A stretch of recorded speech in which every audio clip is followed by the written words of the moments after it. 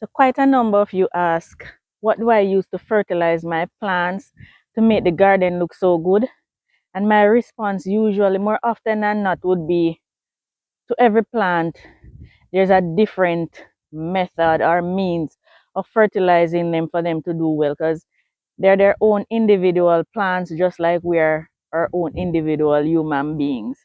And so this morning, I'm going to show you how I fertilize my squashes and watermelons and cucumbers. Those three plants I treat the same. So I'm going to share with you how I do that, and so your garden can explode just like mine is. My name is Marie, and this is our container garden where currently we grow all of our food, fresh fruits and vegetables that we eat at home. And by now, you know, if you've been following me, that I utilize free, homemade, organic material to fertilize everything that you see growing in my garden. Now, this in my hand, this is wood ash, and this is from our coal stove that we use to cook our meals. So we like to cook like curry goat and rundown and soups. Those stuff we like to cook on a coal stove. Now we do not waste the ash.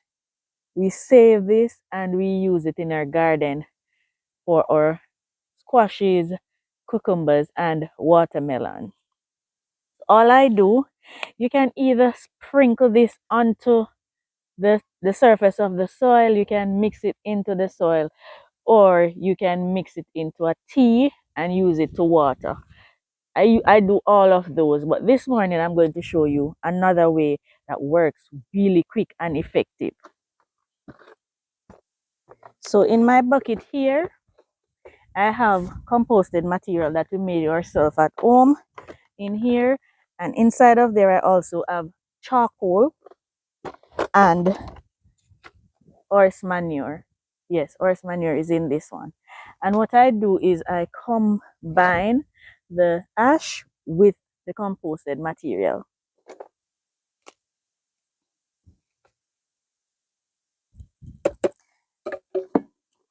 Just combine it like so.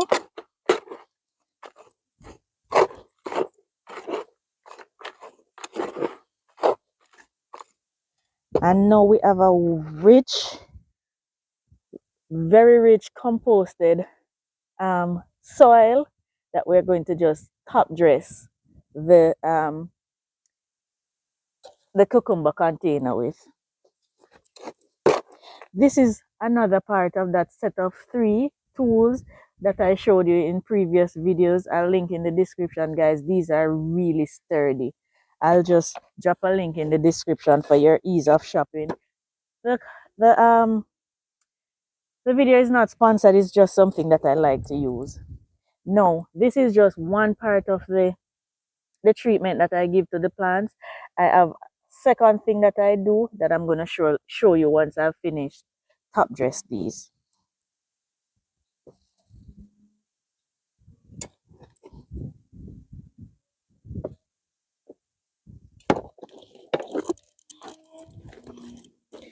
I also have a cucumber in this one, and what I did not show you is this one started fruiting. Usually I feed the cucumbers and the melon, all of them I feed them once they start to fruit. So this one that I just top dressed, it has little fruits on it, and it has trellised all the way to the top of the trellis, and it is doing fantastic. There are plenty fruits on it, but they're really heavy feeders, so at this point I have to provide them with feeding or they won't do well. Only other way is to use that commercial fertilizer that I really do not plan on using, because I want my cucumber. They might be smaller, but I want them to be sweet and crunchy, and this is why I use the organic stuff. This is another cucumber that is flowering right in here and putting on fruits. Just give it a little.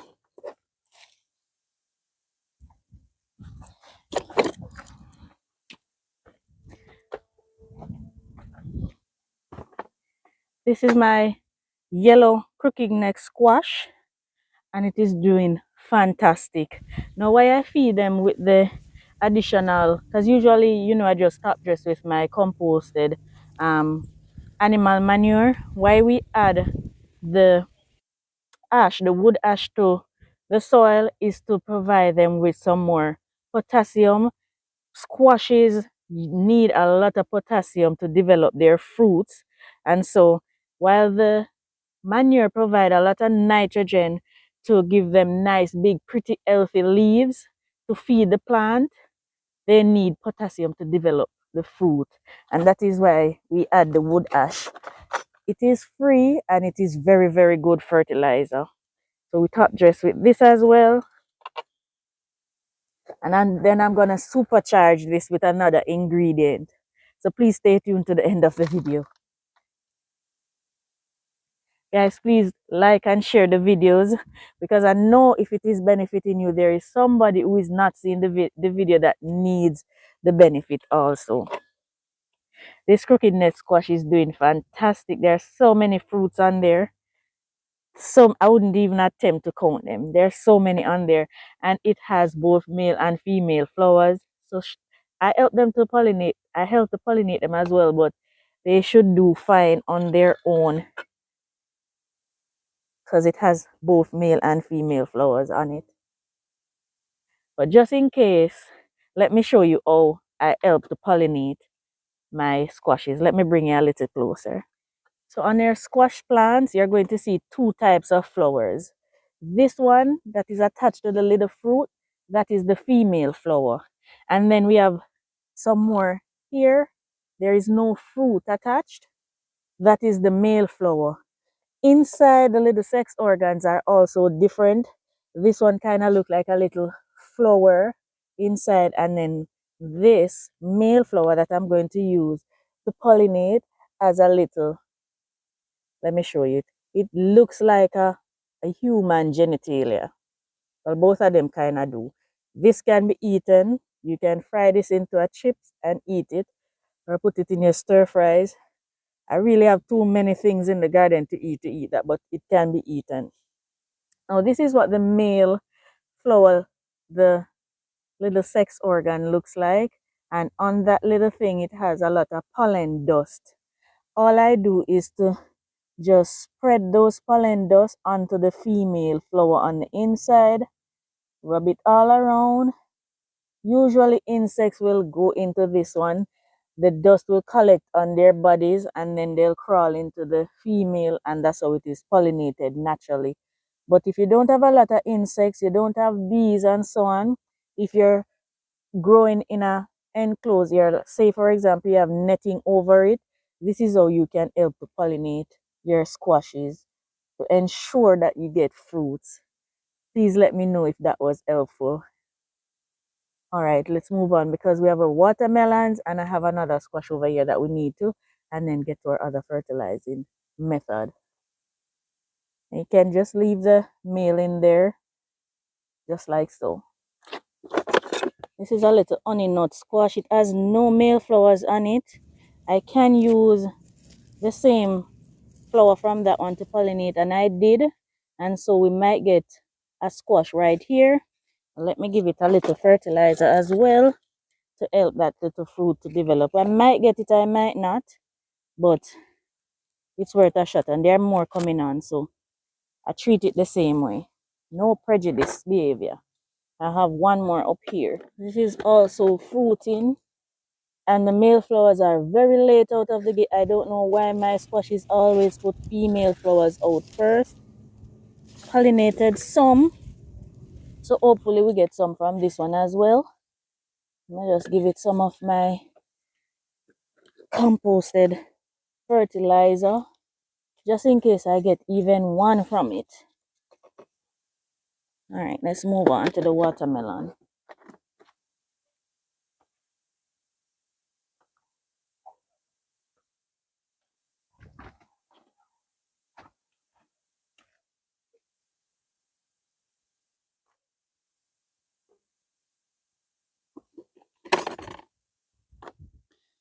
So right here I have a watermelon that is doing fantastic, and on it there are blossoms coming on, and that is when I usually treat them, as I said to you. They're also bugs on there, so I'm gonna have to treat them for bugs as well. But there are blossoms on there, and I am seeing the first fruit appearing. So this is the time I usually feed them. So let me, and I mulched this one already, so I'm gonna have to pull the mulch back away from the soil a little and then pull it back over, because it is a heavy feed as well. As you would imagine, watermelons are huge juicy fruits, so it needs moisture. So I'm gonna pull this back and place the compost in there along with the wood ash.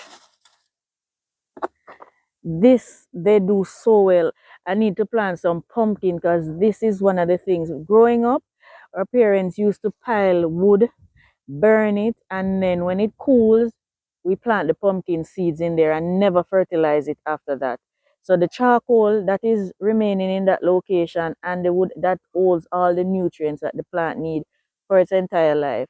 We never fertilize pumpkin. After doing that, in the country produces huge pumpkins. And so I need to start practicing that principle again. We did it when we just got the property to purchase, but for some reason, I don't know why we stopped. So we need to start doing that again. And then just pull the mulch back over that rich soil. I have one here as well. I do the same thing. Just pull the mulch back. Put my fertilizer in. This is planted in with the gooseberry. And gooseberry plant is putting on branches. This might help it out too, you never know.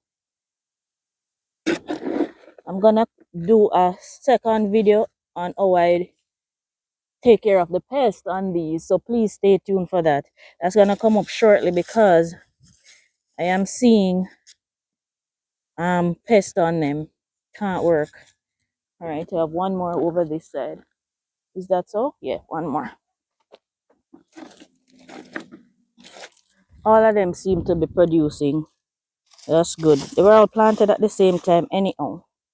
I'm removing weeds as well because we don't want to feed the weeds. We want to feed our watermelon. And this is planted with a lime tree. They're both doing fantastic. Thing is, when you companion plant like this, to make use of your space, you have to feed twice as much.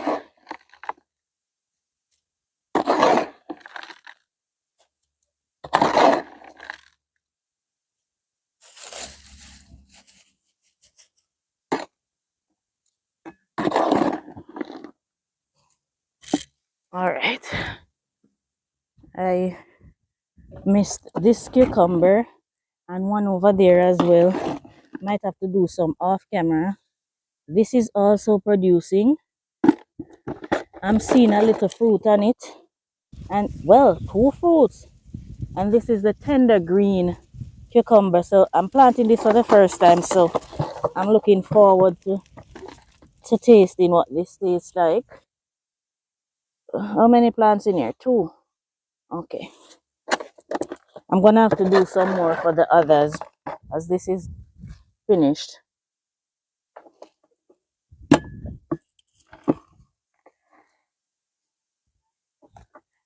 Now for the magic ingredient. This is my banana tea, and over here I have compost tea and I have manure tea as well.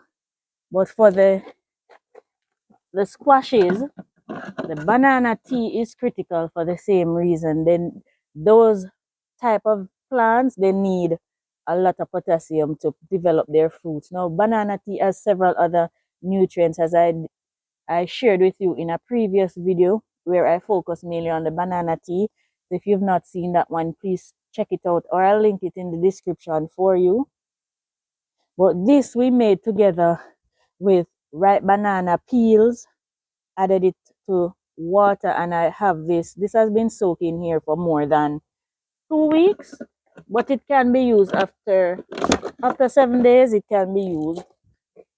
Now I know some of you said you made it and There are worms in there. I've never seen worms in my banana tea. The thing is, once there is space for flies to get in, they'll lay their eggs in there, and that is how you get the worms. So you want to cover it so that it has access to air. You need oxygen in there for those microbes to remain alive and work, but try and cover it so fly can't get in there, and netting or something so the flies won't get inside of your banana tea. So I've never seen worms in mine, but I've seen worms in my compost bucket that is not covered. So yes, so I'll just, ideally this would have been better if I had the banana peels, but there are ripe bananas in here as well, in a net, so I don't have to strain it. But guys, I just use what I have now. I probably will get a net later on. So I'm just skimming off the water. Then I'm gonna just refill my bucket and make more.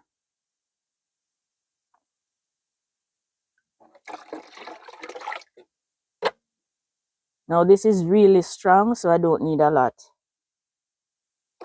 And it does not smell as bad as the compost tea or the manure tea.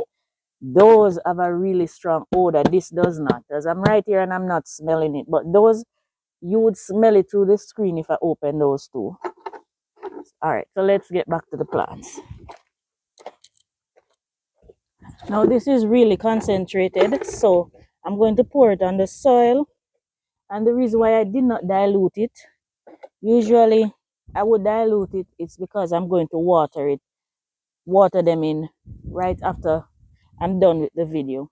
So you just need a little, pour it onto the soil, not onto the plant, and then water it in. But if you're not going to be watering, dilute it 1 to 10.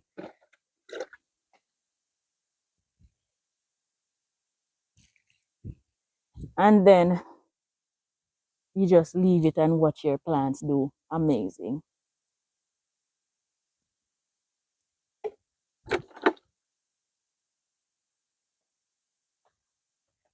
Forgot about this one.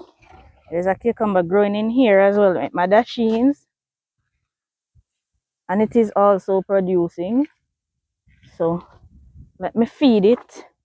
You know what? Let me feed my tomato too, because I see fruits on there. This is the best fertilizer for tomatoes. The best.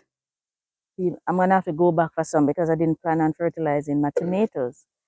But they're producing. Seeing some fruits right there. Awesome.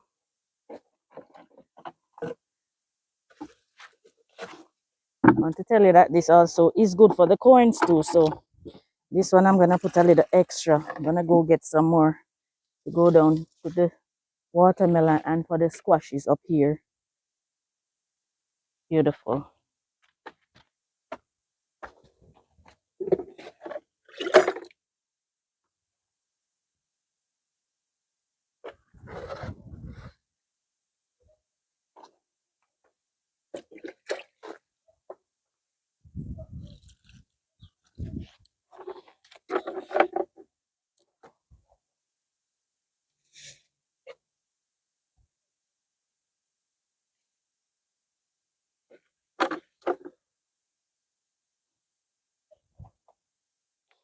This bean right here, looking a bit yellow too. I think this is a yard long bean, so why not? Why not? I need to put it on something. The running bean. Need to get it up on something.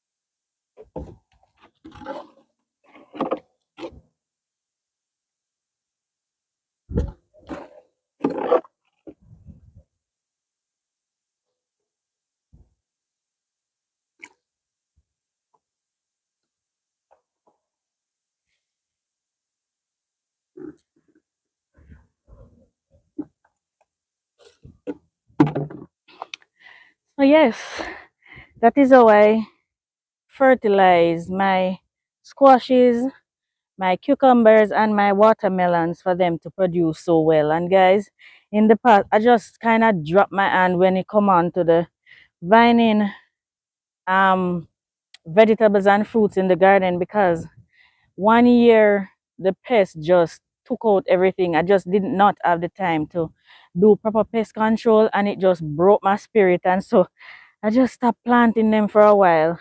But when I used to plant them, guys, they did absolutely fantastic. Huge watermelons and massive, massive cucumber harvest. And not to mention the pumpkins. One time we harvested a whole wheelbarrow of pumpkin, and that was the only thing that we sold out of our garden. Well, Gary sold them for us, made quite a bit of money off of it. It was a lot of pumpkin, and we gave away so many and had so much more left. And so he said, take them to him and he would sell them for us. And we got a good money from it. So we've done extremely well with these. And it's just the natural ingredients from home that I use. So I hope you take something from this, guys. Let me know in the comments if you learned anything. Let me know if there's anything else that you want me to talk to you about or show you to do. Let me know in the comments. Thank you so much for watching. Appreciate you always. Thank you for the tremendous support. Welcome to our new subscribers and to our oldies. Continue hanging in there with us. We appreciate you all. To my members, thank you for the contribution. For those of you who offer super thanks under the videos, thank you. And for those of you who offered super chat on the lives, thank you, guys. I appreciate it. All of those contributions will be put towards our giveaway coming up the end of April. And I hope to see you all out. Come out and just meet and have a good time and share seeds with each other. You can come and share with your fellow gardeners as well. Thank you for the support. We appreciate you here at Farming on the Rocks. See you in the next one. Bye for now.